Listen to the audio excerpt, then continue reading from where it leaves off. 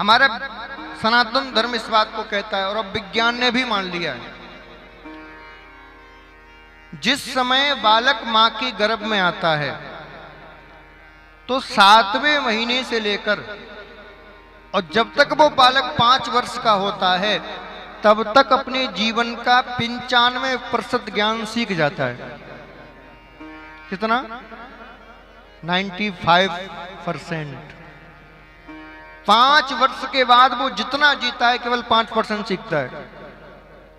अब बताओ, इसी समय में हम अपने बच्चों पर ध्यान नहीं देते, अभी तो छोटा है।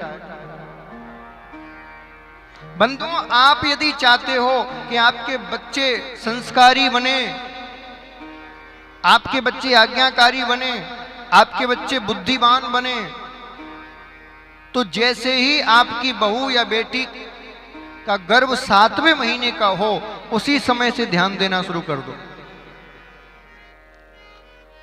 बाजार का कोई भी मिठाई, कोई भी फल पदार्थ इत्यादि मत खिलाओ,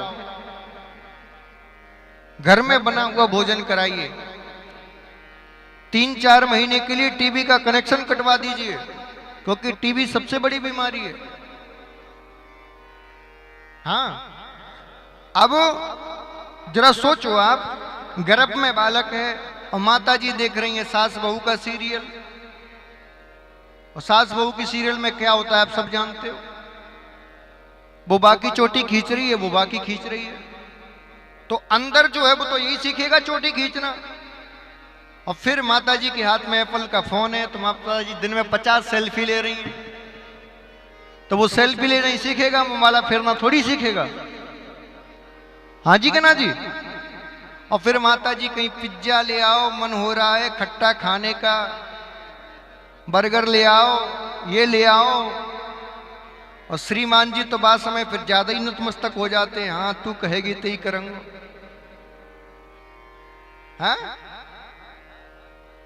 अब उल्टा सीधा खाओगे, उल्टा सीधा देखोगे, उल्टा सीधा सोचोगे, तो फिर सोचो कि बच्चा अच्छा हो जाए तो कैसे हो जाएगा। तभी आजकल देखो बच्चों को कोई मंदबुद्धि हो रहा है, किसी के बचपन में ही चश्मा लग जाता है, किसी के बचपन में ही बाल सफेद हो जाते हैं, कोई सुन नहीं पाता, किसी की उम्र तो बढ़ती है लेकिन बुद्धि नहीं बढ़ती, किसी के सब कुछ सही है तो वो इतना ऊधम करता है कि पूरा घर सिर पे उठा रखा है, कोई ऊधम नहीं करता तो बात नहीं मानता, पढ़ने में मन नहीं लगता। ये सब विकार जो बालकों में आ रहे हैं, उसकी सबसे बड़ी कोई गलती है तो वो माँ बाप की है। और अच्छे से समझो, सुनो, ज्यादातर यहां सब जो माताएं बहनें बैठी हैं, कृषि से आपका संबंध है, खेती से, है ना। जब आपके वहां ज्यादातर कौन सी खेती होती है? गेहूं की, बाजरे की, कोई भी मान लो। तो बताओ, यदि गेहूं की आपको खेती करनी है तो क्या किसी भी महीने में बीज बो दिया जाता है? किसी भी खेत में बो दिया जाता है? नहीं। बीज बोने से पहले हमें उस ऋतु का इंतजार करना पड़ता है कि वो ऋतु आएगी, उसी ऋतु में हम गेहूं का या जो भी बीज बोया जाएगा। लेकिन क्या डायरेक्ट बीज बो देते हैं? पहले खेत को साफ किया जाता है, उसके बाद उसको जोता जाता है, उसकी मिट्टी को एकदम मुलायम बनाया जाता है, जल दिया जाता है, सारे कीटाणु उसमें से समाप्त हो जाएं, ऐसे कई प्रकार का उपाय किया जाता है। उसके बाद फिर कहीं जाकर बीज बोया जाता है। अच्छा, बीज बोने के बाद फिर क्या छोड़ देते हो? बीज बोने के बाद समय समय पर उसको जल देना, खाद देना, कीटाणुओं से उसकी रक्षा करना, सब करते हो कि नहीं? पूरी जब तक वो पक नहीं जाता तब तक उसकी रक्षा सुरक्षा करते हो, तब आपको अनाज प्राप्त होता है। जब अनाज को प्राप्त करने के लिए इतनी पद्धति अपना रहे हो, लेकिन जब छोरा छोरी पैदा करने की बात आती है तो सब कुछ भूल जाते हो। हमारे सनातन धर्म में 16 संस्कार बताए गए हैं। गर्भ धारण से लेकर मृत्यु पर्यंत तक सारे संस्कार बताए गए हैं। सनातन धर्म की पद्धति में ये तक लिखा है कि किस ऋतु में, किस काल में, किस समय में आपको गर्भधारण संस्कार करना चाहिए,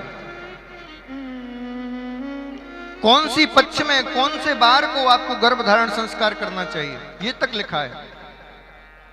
फिर विधिवत रूप से पहले महीने पर क्या करना चाहिए, दूसरे महीने पर क्या करना चाहिए, छठवें महीने पर क्या करना चाहिए, ये सारी क्रियाएं लिखी हैं। तब जाके कहीं वीर बालक पैदा होते थे, बुद्धिमान बालक पैदा होते थे, देश में महापुरुष प्रकट होते थे। अब हंसी मजाक में सब कुछ हो रहा है तो हंसी मजाक वाले छोरा छोरी हो रहे हैं। हाँ, अज्ञानता बस छोरा छोरी कर रहे हो, बालक कर रहे हो, तो अज्ञानता वाली छोरा छोरी हो रहे हैं। जब विधिवत रूप से उस नियम का पालन करके करोगे तो मेरी गारंटी है आज भी आपके गर्भ से कोई महाराणा प्रताप, कोई वीर शिवाजी, कोई स्वामी विवेकानंद आज भी पैदा होंगे, लेकिन उस नियम का आपको पालन करना पड़ेगा। हम पढ़े लिखे तो बन रहे हैं, लेकिन हम जो सामान्य सी बातें उनको ही नहीं जानते।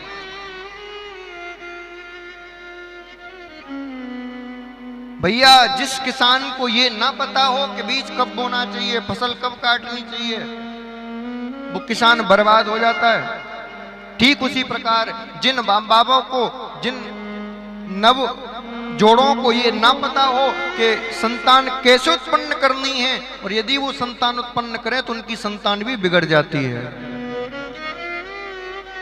संतान उत्पन्न करना भी एक बहुत बड़ा विज्ञान है, कोई हंसी मजाक की बात नहीं है इसमें।